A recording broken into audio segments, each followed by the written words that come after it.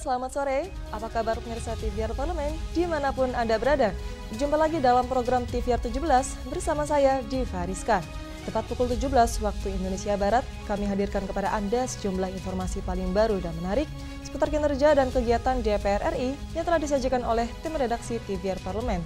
Pemirsa TVR Parlemen, inilah TVR 17 selengkapnya.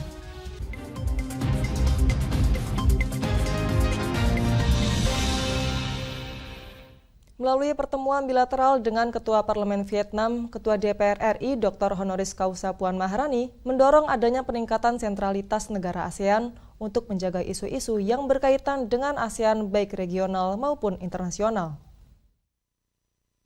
Ketua DPR RI Dr. Honoris Causa Puan Maharani dalam pertemuan dengan Ketua Parlemen Vietnam Yang Mulia Vuong Dinh Hue di Gedung Nusantara Komplek Parlemen menyebut kedua negara harus menjadi mitra strategis mengingat hubungan baik yang telah terjalin selama ini antar kedua negara. Melalui pertemuan bilateral dengan Ketua Parlemen Vietnam, DPR RI mendorong peningkatan sentralitas negara ASEAN untuk menjaga isu-isu yang berkaitan dengan ASEAN baik regional maupun internasional. Hubungan antara kedua negara selama ini terjalin dengan baik. Indonesia dan Vietnam harus terus menjadi mitra strategis dalam berbagai bidang, termasuk ekonomi, perdagangan, pendidikan, pariwisata, hingga hubungan antar masyarakatnya. Kemitraan antara Indonesia dan Vietnam tentu saja ini harus bisa menjadi mitra strategis karena hubungan antara Indonesia dan Vietnam itu sudah terjalin sejak dulu, di mana dimulai dengan hubungan baik antara Presiden Soekarno dengan Presiden Ho Chi Minh.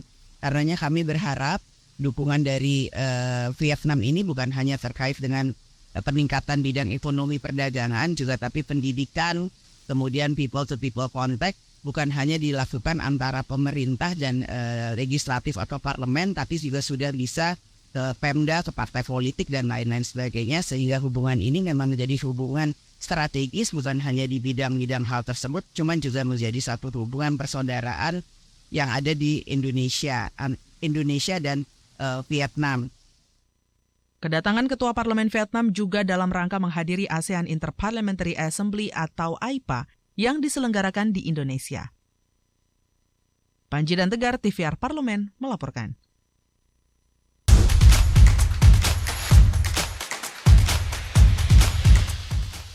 Komisi 3 DPR RI menilai evaluasi terhadap anggota aktif TNI atau Polri yang menduduki jabatan sipil di luar institusinya perlu segera dilakukan dengan perbaikan sistem meritokrasi dan akuntabilitas penunjukan. Pasca penetapan tersangka Kepala Basarnas oleh KPK, DPR mendorong Presiden untuk segera mengevaluasi penempatan perwira aktif baik dari TNI maupun Polri dalam jabatan sipil. Semestinya jabatan tinggi di suatu kementerian atau lembaga diisi oleh pejabat dari instansi itu sendiri, agar proses regenerasi juga bisa berjalan dengan baik. Selain itu, semua instansi juga harus bertindak sesuai dengan kewenangan masing-masing. Anggota Komisi 3 Adang Darajatun mengatakan, kegaduhan yang terjadi pasca penetapan tersangka Kepala Basarnas oleh KPK akibat kurangnya koordinasi antar lembaga. Dari hasil kajian kemarin kasus itu mungkin bisa dipertimbangkan ada yang berhubungan dengan tadi masalah TNI atau Polri yang berada di dalam lingkungan sipil. Ya, yang jelas bahwa ini saya tidak kontrol dalam, tapi bahwa silakan pemerintah untuk mengevaluasi karena Presiden yang menyampaikan lalu dibawa ke DPR dan undang-undangnya disesuaikan dengan masalah-masalah tersebut. Karena bagaimanapun juga saya inginlah bahwa kementerian, lembaga itu lebih profesional gitu ya. Jadi memang lebih baik profesi atau jabatan-jabatan yang memang kira-kira secara strategis dan taktis bisa dipegang oleh pejabat di dalam kementerian atau lembaga tersebut. Evaluasi terhadap anggota aktif TNI atau Polri yang menduduki jabatan sipil di luar institusinya perlu segera dilakukan dengan perbaikan sistem meritokrasi dan akuntabilitas penunjukan. Namun lebih dari itu, perlu diterbitkan aturan bahwa perwira TNI atau Polri yang ingin memegang jabatan publik harus nonaktif lebih dulu atau pensiun dini. Andri, TVR Parlemen, melaporkan.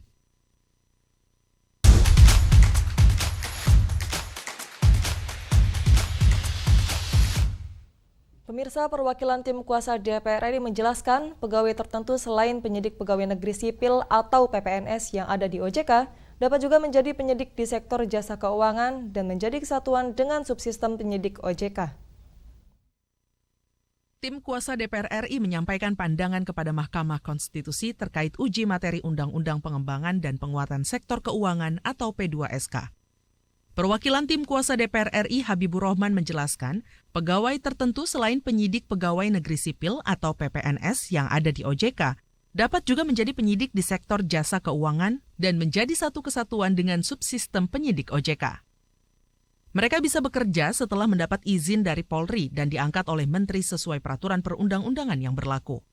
Keberadaan penyidik tersebut dinilai penting karena tindak pidana sektor jasa keuangan semakin kompleks dan dinamis. Ya, jadi yang dibahas adalah kewenangan penyidikan tindak pidana di sektor jasa keuangan.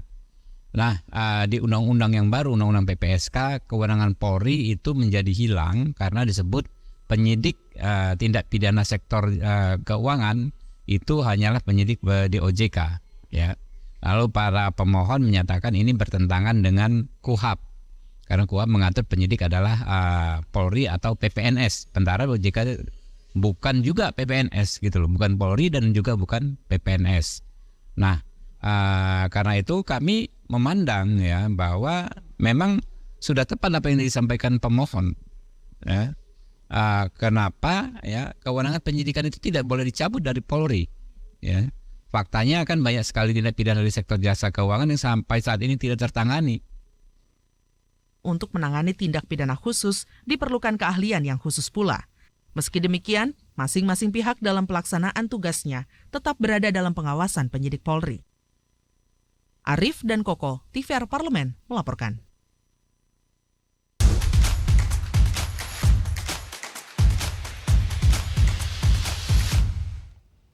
Pemirsa, baru-baru ini isu kelangkaan LPG subsidi 3 kg menjadi pembicaraan masyarakat luas. Informasinya akan kami hadirkan sesaat lagi, untuk itu tetaplah di TVR 17.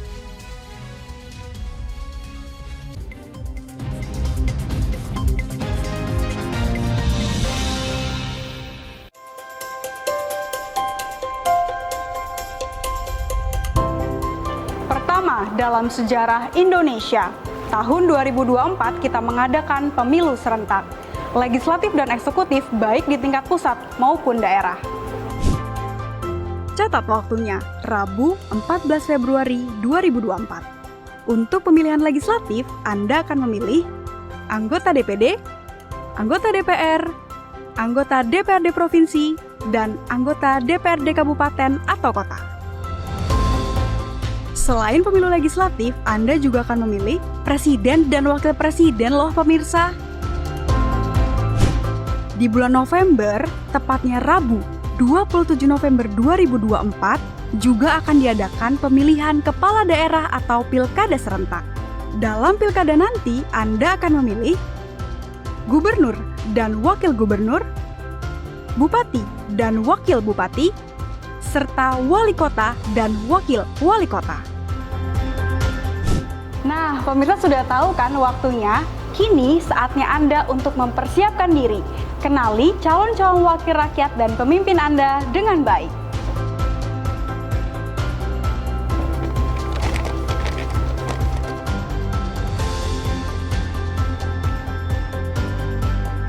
Jangan sampai kesempatan untuk memilih calon wakil rakyat dan pemimpin Anda terlewat begitu saja. Ayo ramaikan pesta demokrasi pemilu 2024 dengan meriah. Demi masa depan bangsa Indonesia.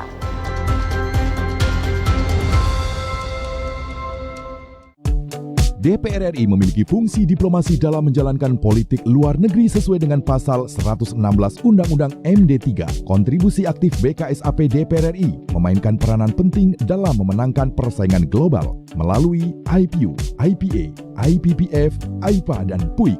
BKSAP memiliki komitmen yang tinggi dalam krisis kemanusiaan dunia. Fungsi diplomasi dijalankan untuk mendukung upaya pemerintah dalam melaksanakan politik luar negeri.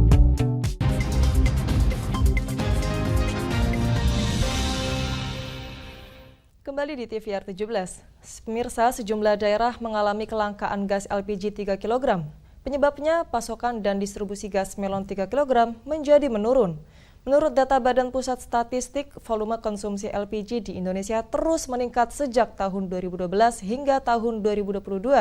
Namun selama 10 tahun, volume konsumsi LPG tersebut terus mengalami kenaikan dari 4,8 juta ton per tahun menjadi 8,2 juta ton per tahun. Padahal pemerintah telah membatasi hanya masyarakat yang kurang mampu yang berhak mendapatkan subsidi dengan harga murah. Namun faktanya, banyak masyarakat berkategori mampu yang masih bisa mendapatkan gas subsidi 3 kg tersebut. Untuk itu, DPR RI meminta pemerintah harus selektif, tepat sasaran, dan jitu menyalurkan gas subsidi. Untuk mengetahui informasi selengkapnya, mari kita simak laporan mendalam yang telah dihimpun oleh tim redaksi TVR Parlemen dalam segmen editorial Parlemen berikut ini.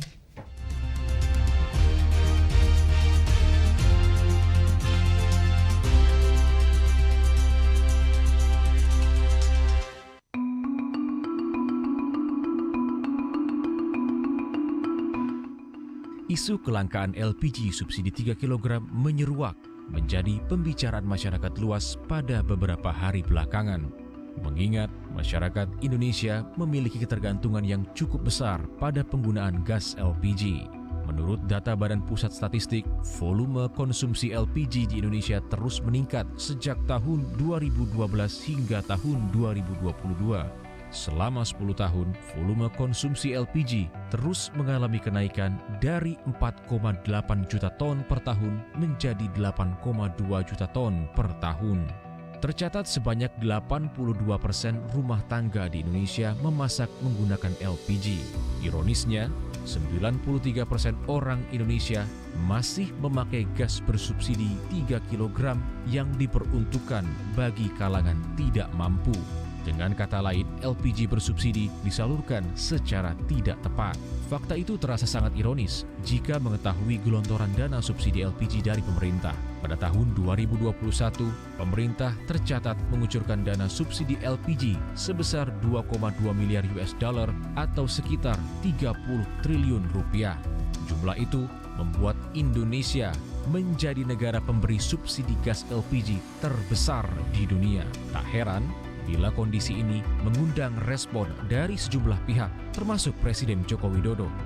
LPG itu terutama yang bersubsidi ini memang diperebutkan di lapangan. Dan itu hanya untuk yang kurang mampu. Itu yang harus digarisbawahi. Melihat tingginya permintaan, pemerintah selalu menambah stok gas LPG bersubsidi setiap tahunnya. Bahkan di tahun 2023 telah disiapkan gas LPG subsidi 3 kg sebanyak 8 juta metrik ton. Namun unsur tidak tepat sasaran serta kurang lancarnya distribusi menjadi penyebab menipisnya stok di sejumlah wilayah di Indonesia. Seperti di sebagian wilayah Jawa Timur, Bali, Sumatera, dan Kalimantan. Berkaitan dengan itu, anggota Komisi 6 DPR RI Inyoman Parta melakukan inspeksi mendadak untuk memantau pasokan LPG di wilayah Bali. Inyoman Parta bahkan mengkritik kebijakan Pertamina dalam pendistribusian logistik 3 kg. Menurutnya, Pertamina belum tegas menindak agen penjual LPG subsidi 3 kg yang tidak sesuai dengan aturan. Memang harus ada langkah upaya-upaya yang lebih strategis karena ada data di Bali yang sesungguhnya selama ini memanfaatkan gas subsidi tetapi tidak masuk dalam hitungan kuota karena hitungan kuota itu memakai KTP Bali. Bali ini dikunjungi oleh banyak orang, bukan saja orang pendatang Indonesia, pendatang lokal Nusantara, tapi juga adalah orang asing yang juga sudah punya rumah-rumah sendiri, villa sendiri, pondok sendiri di sini. Ternyata mereka juga memanfaatkan, yang saya lihat di lapangan mereka juga nenteng gas. Nah ini kan harus ada ketegasan juga siapa yang berhak dan siapa yang tidak berhak. Desakan kuat juga datang dari Wakil Ketua Komisi 7 DPR RI Edi Suparno. Momen keterbatasan stok dikhawatirkan dapat memicu kenaikan harga yang pada akhirnya justru menambah beban bagi masyarakat kecil. Dan ada laporan tentang kelangkaan itu, dan ada laporan tentang kenaikan harga yang di luar kewajaran. Ya. Jadi kami sudah sampaikan dan oleh Pertamina langsung ditanggapi. Kami percaya bahwa Pertamina bertindak cepat untuk bisa mengatasi permasalahan kelangkaan itu. Tetapi kan jaringan distribusi itu tergantung pada agen, ya tergantung pada pangkalan dan kepada pengecer. Nah, ini harus dipastikan juga bahwa tidak ada upaya nakal, ya, dalam tanda petik yang dilakukan oleh jaringan distribusi tersebut. Artinya bukan hanya menjaga stok, Pertamina juga perlu memperketat pengawasan terhadap stabilitas harga jual LPG bersubsidi di sejumlah daerah. Dirut Pertamina perlu lebih terbuka menerima laporan masyarakat jika terjadi penyimpangan dalam distribusi LPG. Tim Liputan TVR Parlemen melaporkan.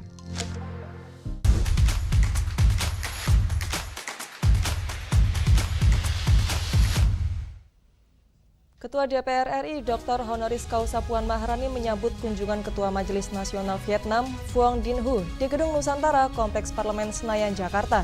Saksikan informasi selengkapnya. Untuk itu jangan kemana-mana, tetaplah bersama kami di TVR 17.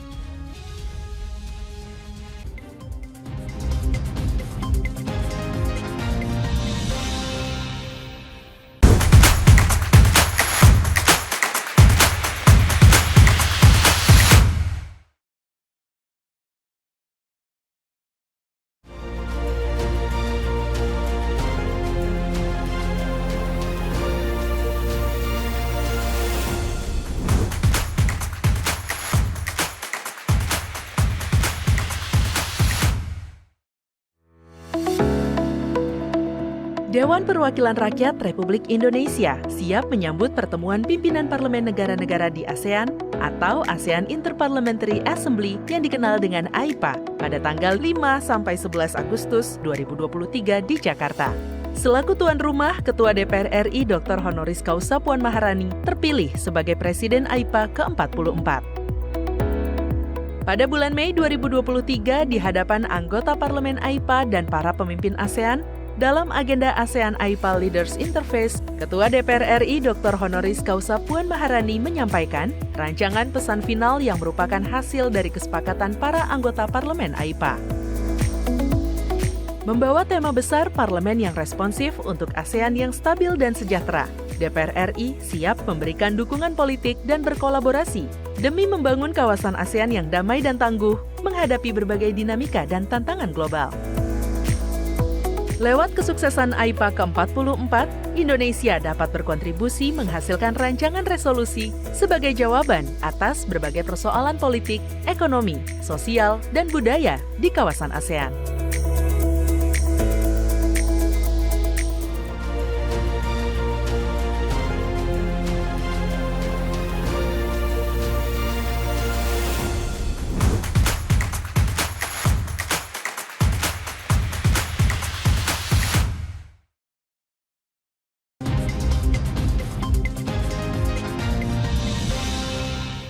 Pemirsa, Anda kembali bersama kami di TVR 17.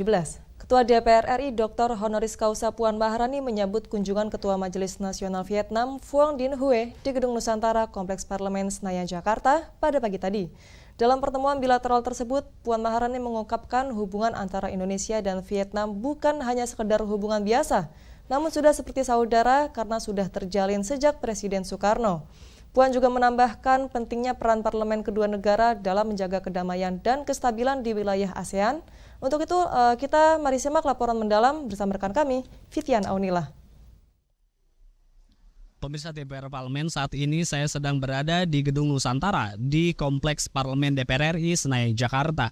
Nah, dapat saya laporkan kepada Anda pemirsa, hari ini DPR RI menerima kunjungan Ketua Majelis Nasional Vietnam, yakni Vuong Dinh Hue, di mana kunjungan Ketua Majelis Nasional Vietnam ini merupakan awal dari tujuan utamanya, yaitu menghadiri sidang umum ASEAN Interparliamentary Assembly atau AIPA ke-44 yang akan diselenggarakan pada 5 hingga 11 Agustus mendatang di Jakarta. Dapat saya informasikan dalam pantauan saya, sesampainya di Gedung Nusantara, Ketua Majelis Nasional Vietnam langsung disambut oleh Ketua DPR RI Dr. Honoris Causa Puan Maharani didampingi pula oleh ketua dan anggota dari Badan Kerjasama Antar Parlemen atau BKSAP DPR RI. Nah, setelah penyambutan tadi dapat saya laporkan langsung dilakukan pertemuan bilateral antara parlemen kedua negara yang berlangsung kurang lebih selama 45 menit. Nah, kemudian setelah itu dilanjutkan dengan penandatanganan nota kesepahaman atau MOU antara Parlemen Indonesia dan Vietnam. Nah, tadi Dr. Honoris Causa Puan Maharani dalam konferensi persnya menyatakan dalam pertemuan bilateral kedua parlemen negara tersebut ada beberapa hal yang dibahas, yakni terkait dengan peran Parlemen Indonesia dan Vietnam dalam menjaga perdamaian dan kestabilan di wilayah ASEAN, kemudian juga bagaimana komitmen kedua negara dalam proses transisi energi baru terbarukan, beserta bagaimana penganggarannya. Nah, tadi juga Puan Maharani menyatakan pentingnya pengembangan pariwisata, pendidikan dan ekonomi kedua negara bisa terus dibangun atau dijalin gitu. Nah, kemudian juga Puan tadi berharap dari pertemuan ini dapat mempererat hubungan kedua negara antara Indonesia dan Vietnam, karena tadi Puan mengatakan bahwa hubungan Indonesia dan Vietnam ini sudah terjalin sudah cukup lama, yakni dari masa pemerintahan Presiden pertama Indonesia yaitu Insinyur Soekarno. Dan tadi Puan juga menekankan bahwa hubungan antara Indonesia dengan Vietnam ini bukan hanya sebatas persahabatan, tapi Puan mengatakan bahwa hubungan antara Vietnam dan Indonesia ini sudah menjadi seperti saudara begitu. Baik, dan pemirsa, demikian yang dapat saya laporkan. Saya Fitan Onila, kembali ke studio. Selanjutnya pemirsa, apa saja yang menjadi topik perbincangan di media online hari ini? Usai jeda, tetaplah di TVR 17.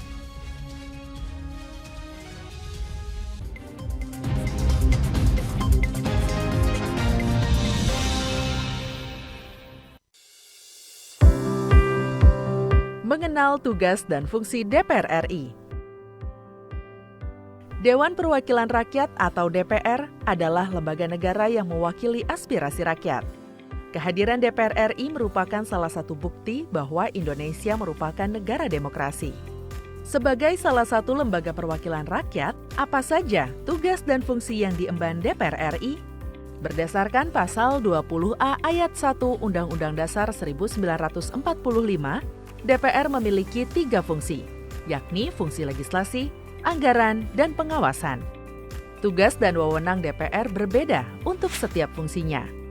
Yang pertama, fungsi legislasi. Menyusun program legislasi nasional atau prolegnas, menyusun dan membahas rancangan undang-undang, menerima rancangan undang-undang yang diajukan oleh DPD, membahas rancangan undang-undang yang diusulkan oleh Presiden ataupun DPD, menetapkan undang-undang bersama dengan Presiden, menyetujui atau tidak menyetujui peraturan pemerintah pengganti undang-undang yang diajukan oleh Presiden untuk ditetapkan menjadi undang-undang. Yang kedua, fungsi anggaran. Memberikan persetujuan atas rancangan undang-undang tentang APBN yang diajukan oleh Presiden. Memberikan persetujuan terhadap pemindahtanganan aset negara maupun terhadap perjanjian yang berdampak luas bagi kehidupan rakyat yang terkait dengan beban keuangan negara. Menindaklanjuti hasil pemeriksaan atas pengelolaan dan tanggung jawab keuangan negara yang disampaikan oleh BPK. Memperhatikan pertimbangan DPD atas rancangan undang-undang tentang APBN dan rancangan undang-undang terkait pajak, pendidikan, dan agama. Yang ketiga, fungsi pengawasan. Fungsi pengawasan, DPR bertugas melakukan pengawasan terhadap pelaksanaan Undang-Undang APBN dan kebijakan pemerintah, serta membahas dan menindaklanjuti hasil pengawasan yang disampaikan oleh DPD. Demikian penjelasan tentang tugas dan fungsi DPR menurut Undang-Undang. Informasi ini dipersembahkan oleh TV dan Radio Parlemen, Biro Pemberitaan Parlemen, dan Sekretariat Jenderal DPR RI.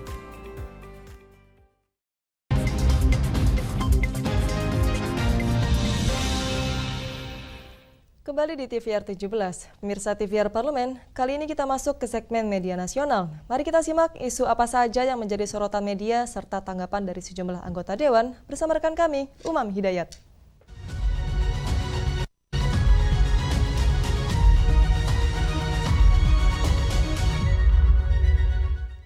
Pemirsa, berita pertama yang menjadi headline di media online yaitu hadiri GBN 2023, Puan ajak milenial promosikan batik agar makin go internasional. Dapat dilihat di layar kaca Anda pemirsa. Di sini Ketua DPR RI Dr. Honoris Causa Puan Maharani mendatangi pameran Gelar Batik Nusantara 2023 atau GBN 2023 pada hari Rabu 2 Agustus 2023 yang telah vakum selama 3 tahun karena adanya pandemi COVID-19. Puan mengatakan batik merupakan warisan budaya yang harus dilestarikan dan dikenalkan kepada dunia sebagai identitas bangsa Indonesia. Mengusung tema Batik Bangkit, GBN 2023 menghadirkan 250 booth UMKM Batik Indonesia dari berbagai daerah. Sejalan dengan tema GBN 2023, Puan meyakini batik UMKM akan bangkit untuk memajukan industri batik di tanah air. Menurut Puan, produk batik yang dipamerkan mampu menembus pasar dunia karena memiliki kualitas terbaik dari para perajin batik Indonesia.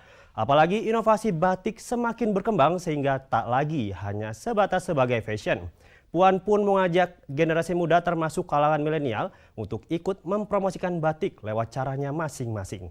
Puan berpesan bahwa mencintai batik berarti juga sama dengan ikut berperan serta terhadap kemajuan budaya Indonesia.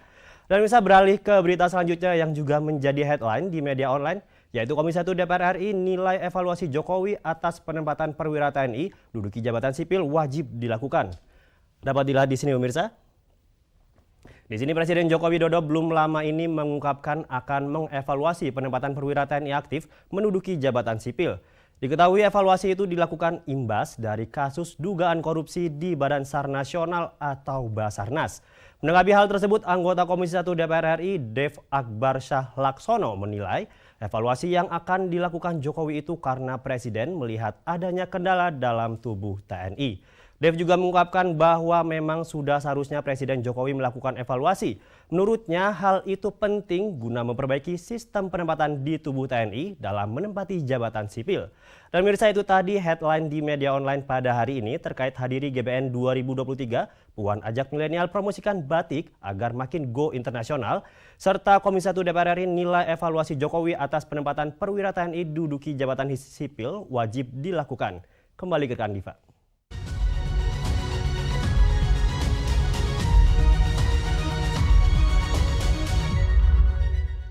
Baik, terima kasih rekan Umam yang telah menyampaikan sejumlah sorotan dari media online nasional pada hari ini. Mirsa TVR Parlemen, segmen media online tadi sekaligus menutup program TVR 17 edisi sore hari ini.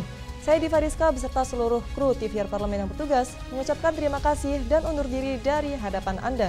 TVR Parlemen, referensi Indonesia.